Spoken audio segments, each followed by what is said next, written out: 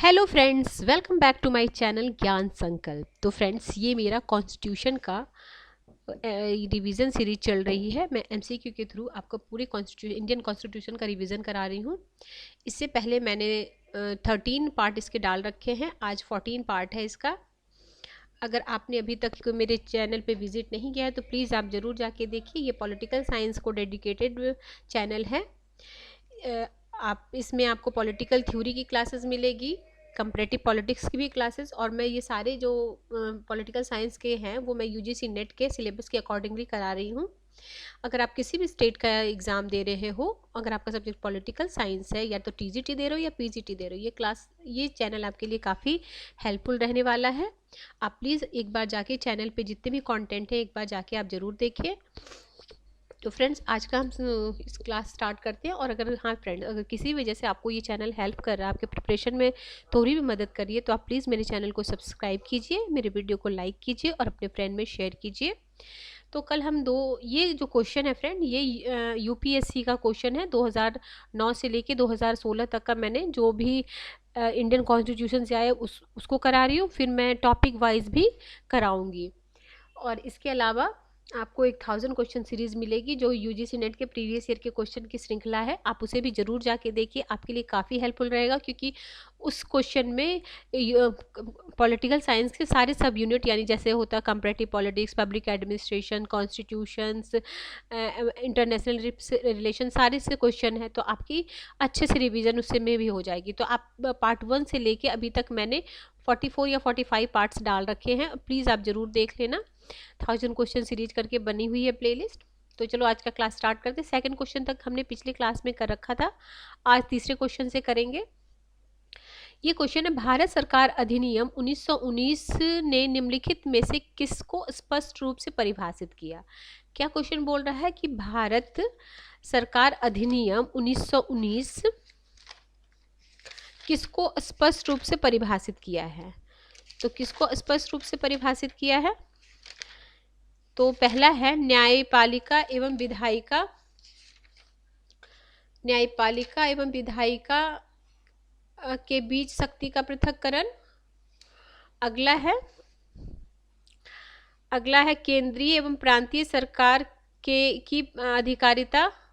सी है भारत के secretary of state एवं वाइसराय की शक्तियां उपयुक्त में से कोई नहीं। तो इसका आंसर हो जाएगा फ्रेंड्स तीसरे क्वेश्चन का ये केंद्र प्रांत में सरकारों की अधिकारिता। ठीक है, ऑप्शन नंबर बी, तीसरे का आंसर हो जाएगा ऑप्शन नंबर बी। आज के क्लास का दूसरा क्वेश्चन, जब संसद के दोनों सदनों की संयुक्त बैठक में कोई विधेयक निर्दिष्ट किया जाता है तो इसे किसके द्वारा पारित किया जाता है? उपस्थित तथा मतदान देने वाले सदस्यों का साधारण बहुमत, उपस्थित तथा मतदान देने वाले सदस्यों का 3/4 बहुमत, सदनों का 2/3 बहुमत, सदन का पूर्ण बहुमत। तो ये हो जाएगा आपका ए क्या होगा? उपस्थित तथा मतदान देने वाले सदस्यों का साधारण बहुमत। जब संसद में जब संयुक्त अधिवेशन होता है, ठीक है, तो इसे के पारित किया, तो ये option number A is the right answer. अगला क्वेश्चन नंबर ये हो गया 2, ये हो गया 3। भारत सरकार ने नीति आयोग की स्थापना में से किसका स्थान लेने के लिए किया गया? तो बहुत आसान क्वेश्चन है फ्रेंड्स, ये तो सबको पता होगा। मानवाधिकार आयोग, वित्त आयोग, विधि आयोग और योजना आयोग। तो ये हो जाएगा आपका योजना आयोग। योजना आयोग के स्थान पे नीति आयोग की स्थापना की गई, ऑप्शन नंबर डी। चौथा क्वेश्चन है, निम्नलिखित कथनों पर विचार कीजिए। भारतीय संघ की कार्यपालिका शक्ति प्रधानमंत्री में निहित है। प्रधानमंत्री सिविल सेवा बोर्ड का पदेन अध्यक्ष होता है। तो इसमें से कौन सा कथन सही है? पहला कथन सही है, दूसरा कथन सही है, या क्या है? तो इसका आंसर हो जाएगा आपका न तो ये सही है न तो दो सही है। मतलब ये भारत संघ की कार्यपालिका शक्ति प्रधानमंत्री में निहित नहीं होती है। देखो, कार्यपालिका शक्ति राष्ट्रपति में नहीं होती, मतलब वैधानिक रूप से क्या होती है? राष्ट्रपति में होती है, लेकिन वास्तविक रूप से प्रधानमंत्री सिविल सेवा बोर्ड का पदेन अध्यक्ष होता है नहीं। तो दोनों गलत है। क्वेश्चन नंबर 5, आज के क्लास का क्वेश्चन नंबर 5, भारत के संविधान के 5वीं अनुसूची और 6ठी अनुसूची के उपबंधों निम्नलिखित में से किस लिए किए गए हैं। तो मतलब 5वां और 6ठा जो अनुसूची है किसके लिए किया गया है, तो ये हो जाएगा आपका ऑप्शन ए है, अनुसूचित जनजाति के हितों के संरक्षण के लिए, राज्य के बीच सीमाओं के निर्धारण के लिए, पंचायतों की शक्तियों, प्राधिकारों और उत्तरदायित्वों के निर्धारण के लिए, सभी सीमावर्ती राज्यों के हितों के संरक्षण के लिए।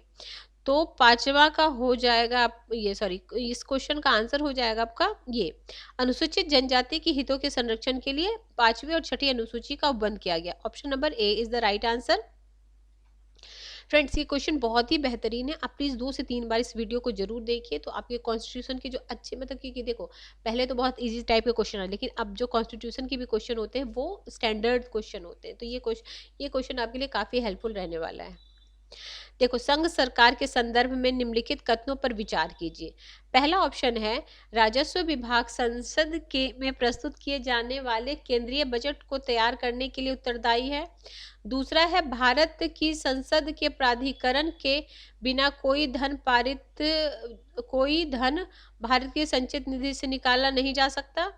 तीसरा, लोक लेखा से किए जाने वाले सभी संवितरणों के लिए भी भारत की संसद के प्राधिकार की आवश्यकता होती है।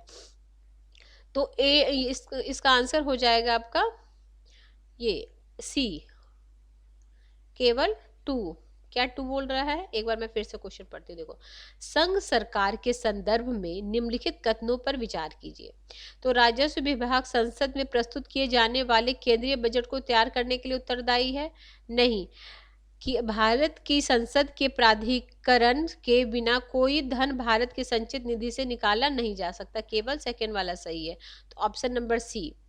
क्वेश्चन नंबर नेक्स्ट क्वेश्चन ये हो जाएगा आपका 7 क्वेश्चन। निम्नलिखित आज के क्लास का 7 क्वेश्चन, निम्नलिखित में कौन भारत के संविधान का अभिरक्षक है। भारत का राष्ट्रपति, भारत का प्रधानमंत्री, लोकसभा सचिवालय, भारत का उच्चतम न्यायालय। तो कौन सा है, तो डी, भारत का उच्चतम न्यायालय क्या है, इसका संरक्षक है भारत का, ठीक है, ये वाला अभिरक्षक। हाल ही में निम्नलिखित में से किस एक भाषा को शास्त्रीय भाषा, क्लासिकल लैंग्वेज, अभी पहले भी ये क्वेश्चन आ चुका है, किसको दिया गया है, तो इसमें उड़िया, कोंकणी, भोजपुरी, असमी। तो हाल ही में मतलब उस समय जब दिया गया होगा फ्रेंड, ये कब 2015 का क्वेश्चन है ना, तो 2015 का क्वेश्चन है, तो इसका आंसर हो जाएगा आपका ये उड़िया, उस समय का है ये क्वेश्चन। चलो अगला क्वेश्चन, निम्नलिखित कथनों पर विचार कीजिए। भारत के किसी राज्य की विधान परिषद आकार में उस राज्य की विधानसभा की आधे से अधिक बड़ी हो सकती है। किसी राज्य का राज्यपाल राज्य के विधान परिषद के सभापति का नाम निर्देशित करता है, तो इसका आंसर हो जाएगा दोनों में से कोई नहीं है, ये थोड़ी होता है, उससे कम संख्या होती है, दोनों नहीं होगा। अब ये है, भारत की प्रभुत्ता, एकता, अखंडता की रक्षा करें और उसे अक्षुण्ण रखें, यह उपबंध किसमें किया गया है। तो ये उपबंध मूल कर्तव्य में किया गया। ये पता फ्रेंड, यही वाला क्वेश्चन आपको यूपी पीजीटी 2021 में पूछा गया, तो काफी लोगों ने ये क्वेश्चन को कंफ्यूज, ये सब लोग ना प्रस्तावना लगा दिए थे, उद्देशिका लगा दिए थे। देखो ये क्वेश्चन यूपीएससी का 2015 का क्वेश्चन, यही सेम क्वेश्चन। तो फ्रेंड्स, यूपीएससी का जो पहले का क्वेश्चन अब हमारे लिए काफ़ी हेल्पफुल, अगर आप यूपी टीजीटी पीजीटी दे रहे हो या यूजीसी नेट दे रहे हो, असिस्टेंट प्रोफेसर दे रहे हो, तो ये काफ़ी हेल्पफुल है। देखो ये 2015 का क्वेश्चन, यही सेम क्वेश्चन आया था, मूल कर्तव्य। अगला है, पंचायती राज व्यवस्था का मूल उद्देश्य क्या सुनिश्चित करना है। तो क्या सुनिश्चित करता है, विकास में जन भागीदारी, राजनीतिक जवाबदेही, राजनीतिक विकेंद्रीकरण, वित्तीय संग्रहण, फाइनेंशियल मोबिलाइजेशन। तो इसका आंसर हो जाएगा आपका पहला और तीसरा, ये विकास में जन भागीदारी और तीसरा लोकतांत्रिक विकेंद्रीकरण। तो फर्स्ट और 3 किसमें है, ऑप्शन नंबर सी। अगला है, भारत के संविधान में कल्याणकारी राज्य का आदर्श प्रतिस्थापित होता है। किस में होता है प्रतिस्थापित? तो ये राज्य के नीति निर्देशक तत्व में होता है। ठीक है। ऑप्शन नंबर बी, भारत में संसदीय प्रणाली की सरकार है क्योंकि लोकसभा जनता द्वारा प्रत्यक्ष रूप से निर्वाचित होती है। संसद संविधान का संशोधन कर सकती है। राज्यसभा को भंग नहीं किया जा सकता है। मंत्रिपरिषद लोकसभा के प्रति उत्तरदायी है। तो इसका आंसर हो जाएगा आपका, राज्यसभा को भंग नहीं किया जा सकता। ये तो ठीक है। Option number C. अब ये 2016 यूपीएससी में जो क्वेश्चन आया है वो कर लेते हैं। 5 ही क्वेश्चन है। ठीक है, करते हैं। देखो ये लोकसभा में लंबित कोई विधेयक उसके इसमें से कौन सा कथन सही पूछ रहा है? ठीक है, लोकसभा में लंबित कोई विधेयक उसके सत्रावसान पर व्यापगत हो जाता है। ठीक है, पहला बोलता है। राज्यसभा में लंबित कोई विधेयक जिसे लोकसभा से पारित नहीं किया, लोकसभा से विघटन पर व्यापगत नहीं होता। तो इसका हो जाएगा ये बी आंसर। ठीक है, सेकंड वाला। निम्नलिखित कथनों पर विचार कीजिए। किसी राज्य में मुख्य सचिव को उस राज्य के राज्यपाल द्वारा नियुक्त किया जाता है। राज्य में मुख्य सचिव का नियत कार्यकाल होता है। तो ये सेकंड का हो जाएगा आपको डी, ना तो ये और ना तो वो। ग्राम न्यायालय अधिनियम के संदर्भ में निम्नलिखित कथनों में से कौन सा सही है? तीसरे का हो जाएगा आपका ये, क्या हो जाएगा? देखो ये वाला सही है, बी। एक मिनट पढ़ती हूँ मैं, क्या है क्वेश्चन, फिर से पढ़ती हूँ। ग्राम न्यायालय अधिनियम के संदर्भ में निम्नलिखित कथनों में से कौन से सही है? तो इस अधिनियम के अनुसार ग्राम न्यायालय केवल सिविल मामलों की सुनवाई कर सकता है, आपराधिक मामलों की नहीं। और यह अधिनियम स्थानीय सामाजिक सक्रियतावादियों को मध्यस्थ सुलहकर्ता के रूप में स्वीकार करता है। तो केवल सेकंड वाला सही है, ये है बी। ठीक है, अगला है, राष्ट्रीय हित में भारत की संसद राज्य सूची के किसी भी विषय पर विधिक शक्ति प्राप्त कर लेती है यदि इसके लिए एक संकल्प है। तो पहला है, लोकसभा द्वारा अपनी संपूर्ण सदस्यता के साधारण बहुमत से पारित कर लिया जाए। लोकसभा द्वारा अपनी संपूर्ण सदस्य संख्या के कम से कम 2/3 बहुमत से पारित कर लिया जाए। राज्यसभा द्वारा अपनी संपूर्ण सदस्यता के साधारण बहुमत से पारित कर लिया जाए। राज्यसभा द्वारा अपने उपस्थित एवं मतदान देने वाले सदस्यों में कम से कम 2/3 बहुमत से पारित कर लिया जाए। तो इसका हो जाएगा आंसर 4 का डी। अगला है फिफ्थ क्वेश्चन, कथनों को विचार कीजिए। किसी भी व्यक्ति के लिए पंचायत का सदस्य बनने के लिए न्यूनतम 25 वर्ष निर्धारित की गई है। दूसरा है, पंचायत में समय पूर्व भंग होने के पश्चात पुनर्गठित पंचायत केवल अवशिष्ट समय के लिए ही जारी रहती है। तो दूसरा वाला तो सही है। ठीक है, पहला वाला नहीं है। ठीक है, पंचायत के लिए शायद 21 साल है ना। एक बार आप लोग प्लीज चेक कर लेना। मुझे 1 मिनट रुको। सदस्यता कितनी साल है पंचायत की, आप एक बार सर्च करके देखना कितनी, शायद 21 मुझे याद आ रहा है, कंफर्म तो नहीं हूँ मैं, बट मुझे याद जहाँ तक आ रहा है। तो फ्रेंड्स, अगर आपको किसी भी वजह से ये चैनल हेल्पफुल लग रहा है, अगर आपके प्रिपरेशन में हेल्प कर रहा है, तो आप प्लीज़ मेरे चैनल को सब्सक्राइब कीजिए, मेरे वीडियो को लाइक कीजिए और अपने फ्रेंड में शेयर कीजिए। Till then bye bye, see you in next video. ठीक है फ्रेंड्स, अगर आप पंचायतों की समिति, देखो एक बार मैं पंचायतों की समिति को आपको एक बार याद करवा दे रही हूँ। देखो सबसे पहला समिति है बलवंत राय मेहता समिति, एक बार याद रखना। सबसे पहला क्योंकि ना इसको ना हमेशा एग्जाम में वो काल क्रमानुसार सजाने के लिए आ जाता है। तो देखो लिखो बलवंत राय मेहता समिति 1957।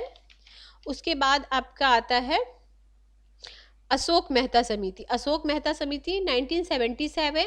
अशोक मेहता समिति के बाद आता है जी.के.वे. राव समिति। वो आता है आपका राव समिति आती है, कब आती है राव समिति? 85 में आती है, 1985 में। ठीक है, और राव समिति के बाद आती है सिंघवी समिति 86 में। 86 के बाद फिर है थुंगन समिति, वो आता है 1988 में। और फिर बाद में 88 में ही गॉडगिल समिति भी आती है। ठीक है फ्रेंड्स, तो आज की क्लास में हम इतना ही करेंगे। नेक्स्ट क्लास में मैं इससे आगे का आपको कराऊंगी। अगर आपको किसी भी वजह से ये चैनल हेल्पफुल लग रहा है, अगर आपके प्रिपरेशन में थोड़ी भी हेल्प कर रही है, तो आप प्लीज़ मेरे चैनल को सब्सक्राइब कीजिए, मेरे वीडियो को लाइक कीजिए, अपने फ्रेंड में शेयर कीजिए। Till then bye bye, see you in next video.